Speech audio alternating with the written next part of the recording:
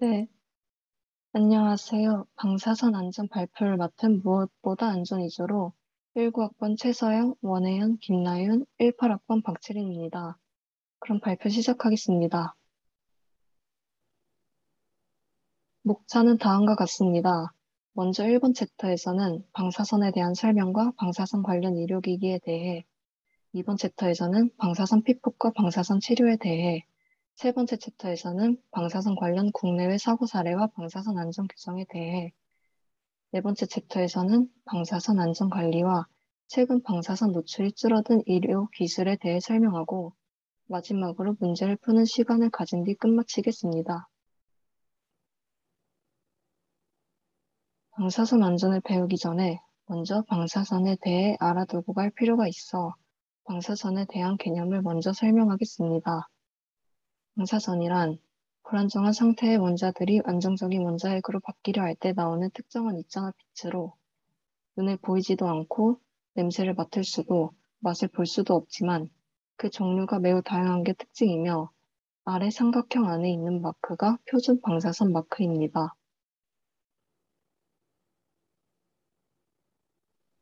앞 슬라이드에서 방사선의 종류가 매우 다양한 것이 특징이라고 했는데 방사선은 물질과의 상호작용에 따라 전리방사선과 비전리방사선으로 원천에 따라 자연방사선과 인공방사선으로 분류할 수 있습니다.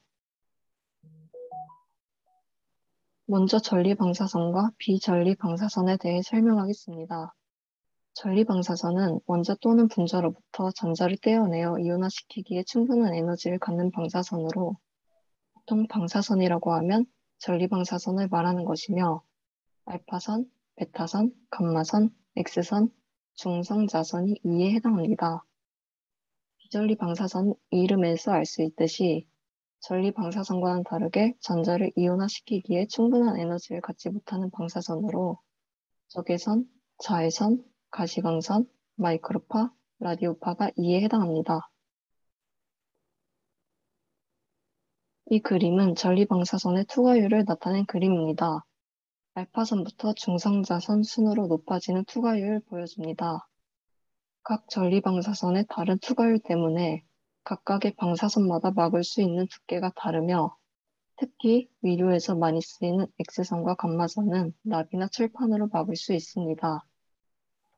나머지 알파선, 베타선, 중성자선 또한 암치료제 개발 등에 사용되기 때문에 그림을 보고 각 방사선의 특징을 참고해 주시길 바랍니다. 다음은 자연방사선과 인공방사선에 대해 설명하겠습니다. 이 방사선은 원천에 따라 분류한 것으로 지구상의 모든 물질로부터 자연적으로 생긴 방사선, 즉 자연에 존재하는 방사선을 자연방사선이라고 합니다. 자연방사선은 나라와 지역마다 다르며 우주방사선, 지각방사선, 음식물 섭취를 통한 자연방사선, 라돈에서 방출되는 알파선 등이 이에 해당합니다. 반대로 사람의 인위적인 행동에 의해 생겨나는 방사선을 인공방사선이라 하며 방사선 낙진, 의료 목적 방사선, 산업체 발생 방사선 등이 이에 해당됩니다. 방사선과 방사능은 얼핏 보면 헷갈릴 수 있는 단어이기 때문에 방사선과 방사능의 차이를 한번 짚고 넘어가겠습니다. 방사선은 입자나 빛, 전파 형태를 띤 일종의 보이지 않는 광선이고 방사능은 방사성 물질이 방사선을 내는 강도를 뜻합니다. 쉽게 이해하기 위해 전구를 예를 들면 전구가 내는 빛은 방사선, 전구의 밝기를 방사능이라고 생각하면 편합니다. 방사선은 그림에서 볼 수 있듯이 광범위하게 사용되는 광선입니다.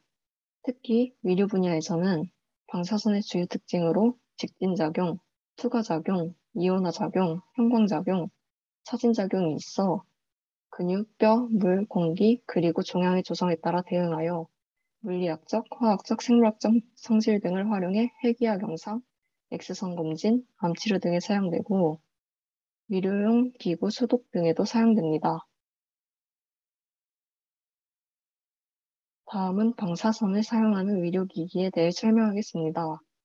크게 진단용과 치료용을 나눌 수 있으며, 먼저 진단용 의료기기부터 설명하겠습니다.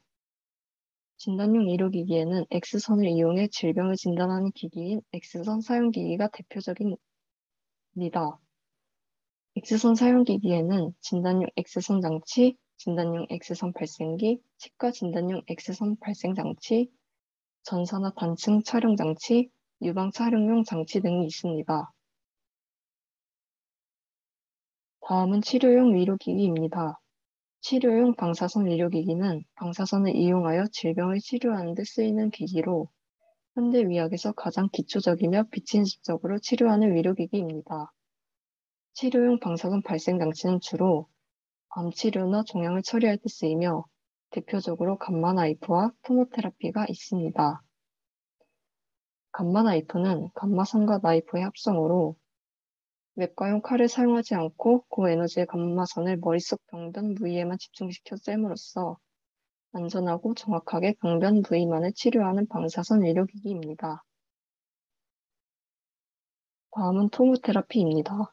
토모테라피는 방사선 치료기에 컴퓨터 반층 촬영 기능이 포함되어 있는 최첨단 방사선 치료기로 정상 장기는 보호하면서 종양에 국한하여 고선량의 방사선 치료가 가능하며 치료해야 할 종양이 여러 부위인 경우에 동시에 치료가 가능하다는 장점을 가진 방사선 의료기기입니다. 다음은 방사선 의료기기 전망입니다.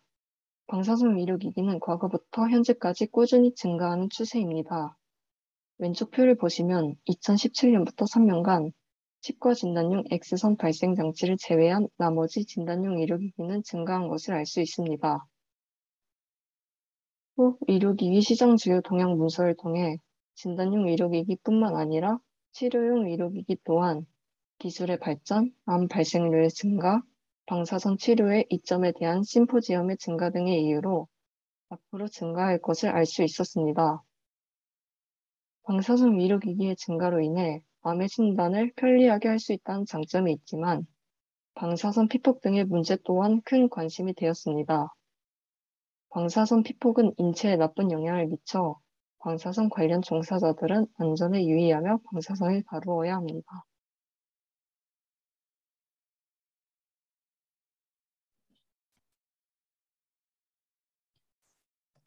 네, 이어서 방사선 피폭과 관련하여 설명을 하겠습니다. 앞서서 방사선 의료기기의 수요가 늘고 있는 추세인데, 그럼 우리는 방사선을 왜 무서워해야 하고 왜 사용해야 하는지에 대해 알아보도록 하겠습니다. 먼저 방사선이 위험한 이유입니다. 방사선이 왜 위험하냐면 방사선의 전리작용 때문입니다. 전리작용은 방사선이 쏘여지고 원자에 도달을 했을 때 균형을 이루던 원자에서 전자를 튕겨내어 양이온과 전자로 분리시키는 것을 전리라고 의미를 합니다. 우리 몸도 분자들로 이루어져 있기 때문에 전리작용을 DNA 구조에 적용시켜보면 방사선이 쏘여졌을 때 우리 몸을 통과하거나 흡수하게 됩니다. 그런데 그 통과되는 과정에서 세포 내의 분자를 하나씩 건드리면서 통과를 하게 되고 그로 인해 DNA 나선 구조의 단면이 절단되는 영향을 미치게 됩니다. 방사선을 원자에 쏘아 영향을 주는 것 중에 특히 세포의 DNA 구조에 가장 치명적인 피해를 주기 때문에 방사선이 위험하다고 말할 수 있습니다. 그런데 방사선에 피폭된 양이 적어서 경미한 피해가 일어났을 경우에는 DNA 자체에서 스스로 복원하는 기능이 있기 때문에 자체적으로 치유를 할 수 있습니다. 하지만 많은 양의 방사선이 피폭이 되게 되면 넓은 피해로 나선 구조의 여러 단면이 절단이 되게 되고 DNA는 복구를 할 때 잘못된 복구를 하게 됩니다.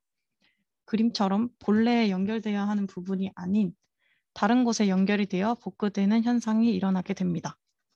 이렇게 되면 일반적인 모습과 다른 모습을 띠는 돌연변이 현상이 나타나게 됩니다.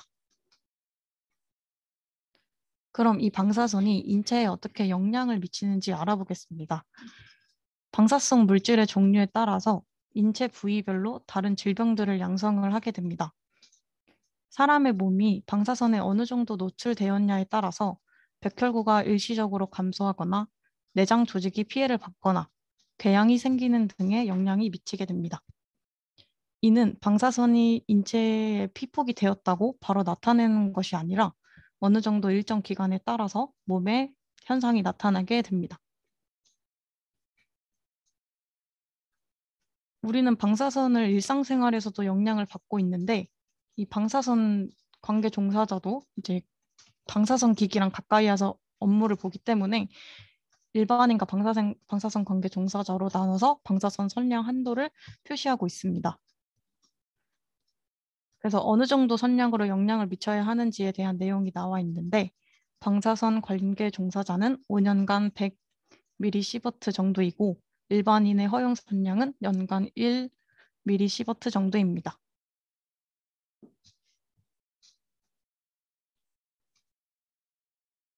또한 일상생활에서도 받는 영향도 있지만 이제 일반인이 이제 의료 기기로 이제 CT를 찍거나 MRI, 엑스레이를 촬영을 할 때도 영향을 받습니다. 그런데 다음 그림을 보시면 일반인의 연간 허용 선량은 1mSv 정도로 말씀드렸고 의료기기로 영상을 촬영을 할 때도 6.9mSv 정도의 낮은 피폭 선량을 나타냅니다. 다만 상대적으로 암 치료 시 사용하는 방사선 치료의 경우에는 4,000에서 5,000mSv 정도의 영향을 받게 됩니다.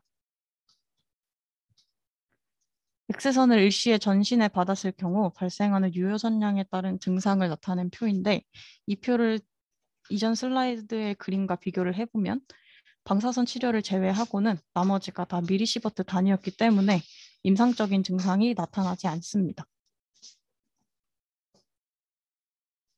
다만 방사선 치료를 행할 경우에는 영향을 받게 되는데 방사선 치료가 먼저 뭔지 알아보겠습니다. 방사선 치료는 암이 증식하는 부위에 방사선을 쬐어서 사멸시키는 방법이기 때문에 암세포 외에도 정상세포에 영향이 가는 치료 방법입니다. 그런데도 이 방사선 치료를 하는 이유는 세포의 재생률 측면에서 설명이 가능한데 암세포의 재생률보다 정상세포의 재생률이 더 높기 때문에 이 치료를 시행을 하는 것입니다. 예를 들어서 방사선을 쏘았을 때 암세포 100개, 정상세포 100개가 손상이 되었다면 이 정상세포는 암세포에 비해 약 4배 정도의 재생률을 보이기 때문에 이런 치료를 여러 번 걸쳐서 방사선 치료를 받게 된다면 그 격차는 점점 더 벌어질 거고 암세포를 사멸시키는 원리로 치료를 시행을 하게 됩니다.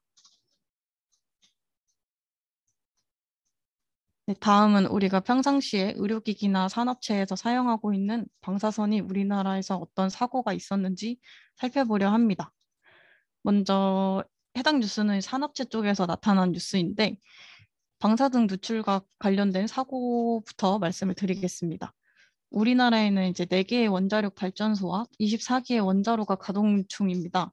그중에서 경주에 위치하고 있는 2개의 원전 중에서 2020년도에 방사성 물질이 오염되어 방사능이 기준치보다 누출되어 위험이 고려된다는 뉴스가 발표되었습니다.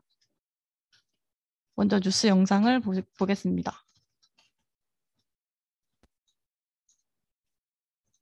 경주 월성원전 부지가 방사성 물질에 광범위하게 오염된 사실이 드러났습니다. 월성원전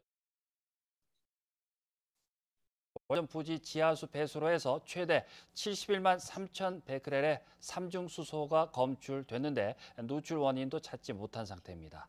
전문가들은 노후 콘크리트로 지어진 원전 부지 전체는 물론이고 외부까지 오염됐을 수 있다며 우려를 나타냈습니다. 장미쁨 기자가 보도합니다. 월성원전 부지가 광범위한 방사능 오염에 노출됐을 수 있다는 한수원 자체 조사 결과가 나왔습니다. 지난해 월성원전 부지 10여 곳의 지하수 검사 결과 모든 곳에서 방사성 물질인 삼중수소가 검출됐습니다.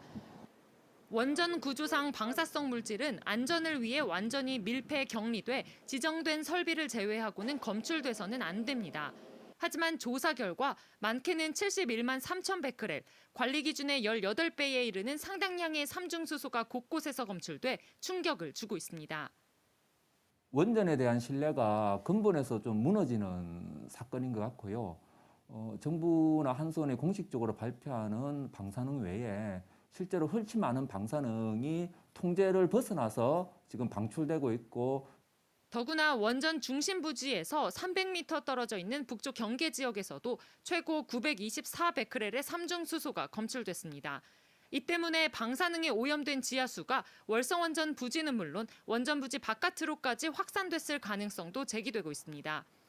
방사성 물질의 외부 누출은 지금까지 국내에서는 한 번도 확인된 적 없습니다.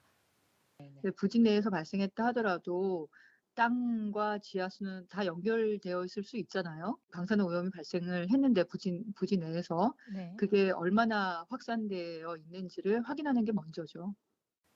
전문가들은 월성원전 4기 모두 20년 된 노후 설비로 돼 있어 고농도의 방사성 물질 관리에 특히 더 취약할 수밖에 없다고 지적합니다.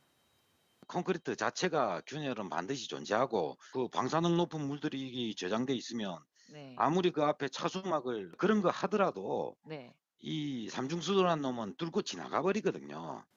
한편 월성 1호기 핵폐기물 저장 수조는 방사성 물질의 확산을 막아주는 차수막이 8년 전 파손된 채 방치된 것으로 드러나 관리 부실 의혹도 제기됩니다. 한수원은 삼중수소가 검출된 것은 모두 원전 부지 안에 위치해 외부 유출이라고 할 수 없고 비계획적인 유출도 확인된 바 없다는 입장을 밝혔습니다. MBC 뉴스 장미쁨입니다. 뉴스에 대한 내용을 요약을 해드리면 지난해에 월성원전 부지 10곳에서 지하수를 검사를 했더니 방사성 물질인 삼중수소가 검출되었다고 논란이 있었습니다. 근데 우리나라에서 이러한 방사성 물질이 이제 누출됐다라는 기사를 찾아보려다가 이 기사를 접했는데 좀 더 찾아보니 해당 뉴스는 조금 과장돼서 나타났다고 전문가들이 밝혔습니다. 이에 대해서 조금 바로잡고자 설명을 드리면 한 전문가는 인체 피폭량은 시버트라는 단위로 측정이 되고 바나나 한 개를 먹으면 0.1 마이크로 시버트만큼 피폭이 된다고 합니다. 이를 월성원전에 적용시켜서 생각을 해보면 2014년부터 지난해까지 2차례 걸쳐서 2014년에는 월성 주민 495명과 2020년에는 931명의 삼중수소 피폭량을 조사한 결과 연간 최대 0.6 마이크로 시버트만큼 피폭된 것으로 나타났습니다. 하지만 이는 지역 주민이 1년간 바나나를 6개 먹은 정도의 피폭량으로 흉부 엑스레이 1을 촬영해 100분의 1 수준의 기준치를 말합니다. 그래서 이 피폭이 되는 기준량을 초과하지 않았다는 반론이 나왔습니다. 그래서 그렇다면 국내에서 노출된 사고가 더 있었는지 찾아보았는데 아직까지 큰 사고는 없었고 방사성 물질을 불법적으로 누출한 사례는 있었습니다. 대전에 있는 한국원자력연구원에서 불법적으로 배관을 설치를 하고 지난 30년간 방사성 물질인 세슘을 도심 하천으로 흘려보냈다는 기사입니다. 대전 도심에 있는 원자력연구원에서 방사성 물질인 세슘이 유출된 이유를 조사한 결과 30년 전 허가받지 않은 배관을 마음대로 설치했고 여기를 통해서 오염수가 계속 흘러나온 것으로 드러났습니다. 연구원 측은 관련자들이 모두 퇴직을 해서 자신들도 잘 몰랐다고 해명했습니다. 고병권 기자가 취재했습니다. 작년 12월 말 한국원자력연구원 주변 하천 토양에서 암을 유발하는 인공 방사성 물질 세슘이 검출됐습니다. 평상시의 60배 양이었습니다. 원자력안전위원회가 이 세슘이 어디서 나왔는지 조사한 결과 원자력연구원 내부의 폐기물 자연 증발 시설에서 흘러나온 것을 확인했습니다. 원래 이 시설은 외부로 누출되는 게 없도록 폐쇄형으로 설계됐지만 지하의 배수 탱크가 외부 배관으로 연결돼 있어 방사능 오염수가 빠져나온 겁니다. 시설이 만들어진 건 1990년. 세슘 오염수는 지난 30년간 매년 400여 리터씩 모두 15,000리터 가까이 새어나온 것으로 추정됩니다. 방사성 폐기물이 수십 년 동안 도심 하천으로 흘러들었다는 설명인데 더욱 문제인 건 이 같은 사태에 대한 경위 설명이 명확치 않다는 점입니다. 문제가 된 배수 탱크는 원래 승인 당시 도면에는 없던 것으로 당시 연구원이 임의로 설치해 운영해왔습니다. 연구원 측은 그동안 근무자들이 배수 탱크가 설치된 것도 그리고 오염수가 흘러나가고 있는 것도 몰랐다고 해명했습니다. 관련된 사람들이 전부 다 이제 체질관 관계로 정확한 정황은 알 수 없습니다만. 원자력 연구원은 또 세슘이 토양에서는 다량 검출됐지만 하천의 경우엔 최소 검출 농도 미만으로 확인됐다고 강조했습니다. 하지만 시민들은 불안감을 감추지 못합니다. 인근에 10년 이상 살았던 분들에 대한 역학조사를 체계적으로 지금부터 해야 된다고 생각합니다. 그리고 그게 진행되는 동안 연구원에 핵 관련한 모든 실험과 연구를 중단해야 합니다. 원자력 연구원이 뒤늦게 안전관리 조직을 만들겠다고 약속하고 대전시도 정부 차원의 안전대책을 요구하고 나섰지만 파문은 쉽게 가라앉지 않을 전망입니다. MBC 뉴스 고병권입니다. 네, 두 기사 모두 작년에 보도된 내용인데 이렇게 방사선 안전에 대한 안전 불감증이 점점 커지고 있어서 이제 사람들의 우려가 커지고 있는 상황입니다. 다음은 이제 방사선 피폭된 사례로 방사선 노출로 인해 손가락이 괴사된 정형외과 의사에 대한 기사를 가져왔습니다. 그래서 방사선에 장기간 노출이 된 정형외과 의사가 손가락에 피부 괴사 증상이 나타낸 사례로 이 또한 뉴스를 먼저 보겠습니다. 일본 후쿠시마 원전 사태로 방사능에 대한 우려가 큰데요. 최근 보고된 한 연구 사례에 눈길이 쏠립니다. 17년 동안 매일 엑스레이 장비를 사용해서 척추 치료를 한 의사가 있었는데 오랫동안 방사선에 노출된 손이 새까맣게 썩었습니다. 최은미 기자가 취재했습니다. 방사선을 이용해 환자의 허리 속을 들여다볼 수 있는 엑스레이. 칼을 대지 않고 디스크를 치료하려면 이 같은 장비가 필수인데 문제는 이때 노출되는 방사선입니다. 17년간 디스크 환자들을 치료하면서 엑스레이 방사선에 노출된 의사의 손입니다. 양손 엄지와 집게 손가락이 새까맣게 죽어 있습니다. 의사가 방사선 노출로 직접적인 손상을 입은 보고는 이번이 처음입니다. 소량이지만 오랜 기간 누적되었을 때 이 피폭이 그대로 체내에 누적되어서 나타나는 효과로 보시면 되겠습니다. 방사선을 이용하는 검사 장비는 엑스레이와 CT, 펫CT, 다양한 방사선 차단책이 마련됐지만 한계가 많습니다.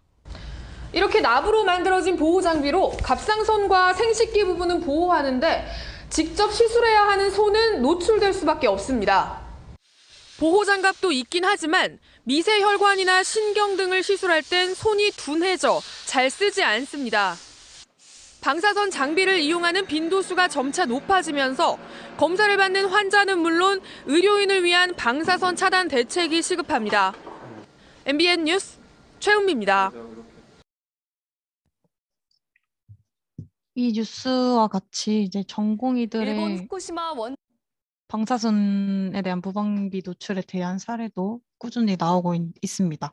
그래서 환자에 대한 피폭도 없는 것이 중요하지만 이제 전공의들에 대한 피폭에 대한 사례들도 이제 좀 더 줄일 필요가 있다고 생각해서 해당 기사를 가져왔습니다. 그리고 이제 이번 사례에서는 국내를 말씀드렸는데 이제 다음 슬라이드부터는 이제 해외에 대한 사례가 있습니다. 이제 이러한 방사선에 대한 위험성을 경고하기 위해서 실제 사건을 바탕으로 만들어진 영화와 함께 소개를 하면서 원전 사고가 일어났던 두 지역에 대해서 말씀을 드리도록 하겠습니다. 먼저 영화 체르노빌 1986이라는 영화에서는 이제 체르노빌 원전 사고 다들 아실 거라 생각하는데 1986년 4월 26일에 발생된 원전 사고를 바탕으로 만들어진 영화로 전원 공급이 상실되던 상황에서 부하 검사에 관한 실험을 진행하던 중에 원전 폭파 사고가 발생한 내용을 다루고 있습니다. 다음 사진을 보시면 왼쪽은 폭파 당시의 사진이고, 그러니까 사고 당시의 사진이고, 오른쪽은 현재의 모습입니다. 체르노빌 원전 사고는 유럽 전체에 걸쳐 19만 제곱킬로미터에 이르는 영역이 제곱미터당 37kBq 이상의 방사능으로 오염되었으며 주변 3국의 오염 규모는 15만 제곱킬로미터에 이르렀던 원전 사고입니다. 이 원전 사고가 일어났던 체르노빌에 직접 방문을 했던 유튜버의 영상을 가져왔는데 2019년에 방문한 내용이고요. 이제 건물 내부나 외부에서는 방사능 수치가 정상적이고 평균적인 수치를 나타내는 곳이 있고 실제 원자력 발전소 사고가 일어났던 곳의 방사능 수치도 0.69 마이크로 시버트 정도로 약간 높은 정도였습니다. 근데 반면에 가장 높은 곳이 마을의 맨홀 뚜껑 부분이었는데 123.8 마이크로 시버트 정도로 우리나라의 강남 자연 방사선 수치보다 약 280회 정도 높은 수치라고 합니다. 다음은 원전 사고로 또 기억되는 이제 후쿠시마 원전 사고입니다. 후쿠시마 원전 사고를 다룬 영화가 태양을 덮다라는 영화가 있는데 2011년 3월 11일 일본 동북부 지방에 일어난 대규모 지진에 의해서 쓰나미가 후쿠시마현에 위치해 있던 원자력 발전소를 덮쳐 폭파 사고가 일어났고 방사능이 누출된 후쿠시마의 이야기를 다루는 내용입니다. 심각한 방사능 누출이 발생이 되면 오랜 시간 후에 복구가 되기 때문에 아직까지도 많은 후유증을 앓고 있다고 합니다. 이러한 국내나 해외에 대한 사례를 보면서 이제 방사선 안전 관리가 잘 되어야 하고 어떻게 규정되어 있는지 살펴보도록 하겠습니다. 먼저 제1장 총칙 제1조 목적입니다. 이 방사선 안전 관리 규정의 목적은 방사선으로 말미암은 재해를 방지하고 공공의 안전을 도모하는 것입니다. 방사선 안전 관리 규정이 적용되는 범위는 연구소에서 근무하는 방사선 작업 종사자, 방사선 관리 구역과 방사선 기기가 있는 시설에 출입하는 수시 출입자, 그리고 관련 업무 종사자에게 적용이 됩니다. 제2장 조직과 직무 부분입니다. 그 중에서 제6조의 방사선 안전 관리자의 직무 부분을 가져와 봤는데 이제 방사선 장애 방어에 필요한 방사선 안전 관리 업무를 총괄을 하여 수행하며 다음 각호의 업무를 담당을 해야 합니다. 먼저 방사선 장애 방어에 필요하다고 판단되는 경우는 방사선 작업 종사자에게 직접 시정을 요구할 수 있습니다. 방사선 장애 방어에 필요하다고 판단되는 경우의 한정에서는 방사선 시설의 사용 중지를 명할 수 있습니다. 이 사용 중지를 명한 다음에는 한국원자력안전기술원장에게 그 사실을 즉시 알려야 합니다. 그리고 다음 각 무게 업무를 처리를 해야 하는데 총 8가지 업무를 처리를 해야 합니다. 먼저 방사선 관리 구역에 출입하는 자에 대한 방사선 장애 방지 조치를 해야 하고 방사선 방생 장치의 판매, 구매, 사용, 저장, 폐기, 운반, 방사선 장애 방어에 관하여 필요한 사항의 기록과 대장을 유지해야 합니다. 그리고 보건에 필요한 조치에 관한 사항도 있고 분실 화재 등에 대한 위험 방지 조치에 관한 사항, 방사선 시설의 기준 준수와 이와 유지에 관한 사항 등이 있습니다. 다음은 제8조 방사선 작업 종사자의 직무입니다. 방사선 작업 종사자는 방사선 안전을 위하여 다음 각호의 사항을 성실히 수행해야 합니다. 먼저 방사성 동위 원소 등의 사용, 보관, 저장, 운반, 폐기 등의 업무를 수행해야 합니다. 사고, 위험 등이 발생하면 초기 방화 조치 등을 취하고 방사선 안전 관리자와 담당 부서장에게 즉시 보고를 해야 합니다. 다음은 제6장 방사선 안전관리 장비의 보관 관리 규정에 대한 규정입니다. 제14조 보관과 관리에 대한 규정부터 말씀드리겠습니다. 먼저 방사선 안전관리 장비는 방사선 관리 구역에 필요한 장비를 항상 비치하고 지니고 들어가야 합니다. 방사선 안전관리 장비는 항상 정상적인 작동이 가능하도록 유지를 하고 방사선량률을 측정을 할 때는 정확하게 하여 오차를 최소화하여야 합니다. 방사선 안전관리 장비는 검교정을 받은 후 확인증을 해당 기기에 부착을 하여 사용자가 검교정 여부를 항상 확인하고 사용할 수 있도록 해야 합니다.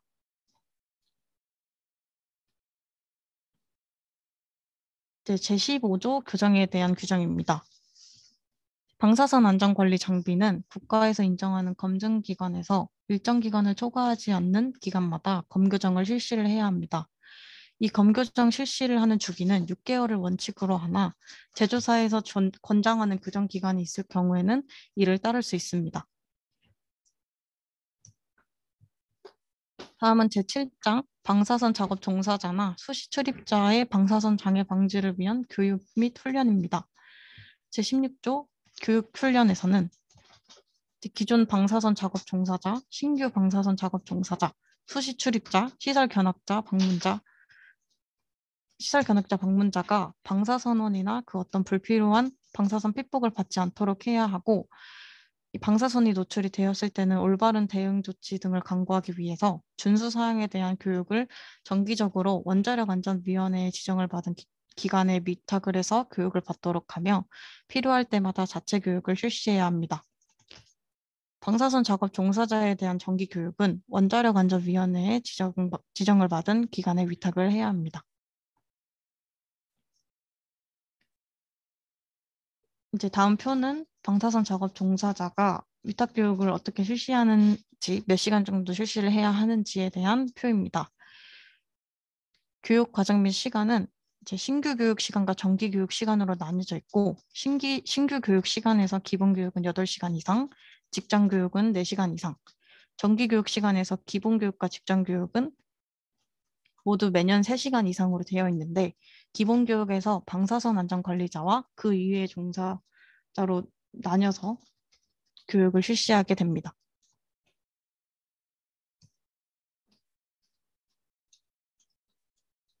그리고 이전에 나왔던 표에 따라서 기준 교육 또는 직장 교육을 실시를 하거나 방사선 관리 구역에 출입을 할 때마다 교육을 실시합니다. 일시적으로 방사선 관리 구역에 출입하는 사람을 대상으로 하는 출입 전 교육은 출입하기 전 그 시설에 대한 안내자의 안전관리 수칙 설명 등으로 가름할 수 있습니다. 방사선 안전 관리자는 면허 보수 교육을 받아야 하고, 그 규정 외에 필요할 때에는 안전 교육을 별도로 자체적으로 실시해야 합니다. 신고 사용 방사선 안전 관리자 및 대리자, 신고 사용 방사선 작업 종사자는 방사선 장애 방어를 위해 매년 기본 교육 및 직장 교육을 다음과 같이 실시할 수 있습니다. 방사선 어떻게 실시하냐면, 방사선 장애 방어에 대한 교육 훈련 일지가 있고, 원자력안전위원회의 교육을 지정받은 위탁기관에서 위탁 교육을 받습니다. 다음은 제8장 방사선 장애 여부를 확인하기 위하여 필요한 조치입니다. 제17조로 방사선 관리구역의 설정 기준 및 관리 절차에 대한 규정을 말씀드리겠습니다. 방사선 작업 종사자나 수시 출입자의 방사선 장애를 방지하기 위해 이제 다음 3가지의 사항으로 방사선 관리 구역을 설정을 합니다. 첫 번째는 외부 방사 선량률이 1주당 400 마이크로시버트 이상인 곳. 두 번째는 유도 공기 중 농도 이상인 곳. 세 번째는 허용 표면 오염도 이상인 곳입니다.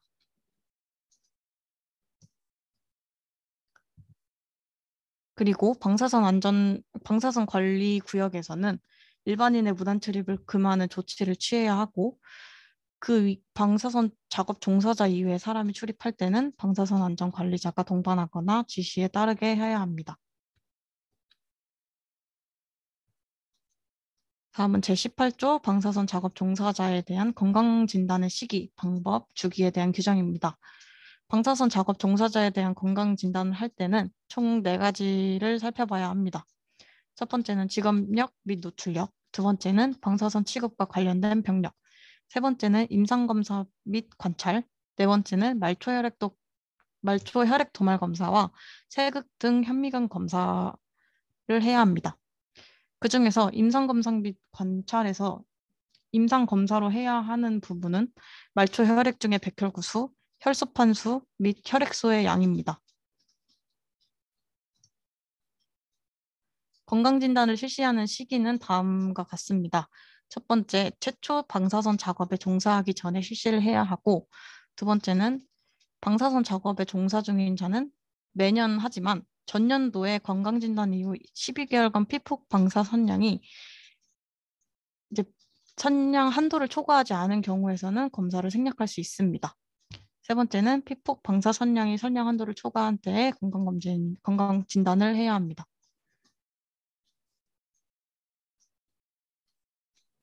다음으로 방사선 관리가 어떻게 진행되는지에 대해 알아보겠습니다. 진단용 방사선 발생 장치 검사는 장치를 설치하거나 이전하는 경우, 장치의 전원 시설을 변경하는 경우, 사용 중지 신고를 한 장치를 다시 사용해야 하는 경우, 안전에 영향을 미치는 수리 또는 교체를 한 경우에 검사를 해야 합니다. 검사 과정은 의료기관에서 검사기관에 검사 신청을 하고 검사 성적서를 발급받는 과정으로 이루어집니다. 검사는 최초 검사 후 3년마다 이루어지며 검사 기간은 만료일 전후 31일입니다.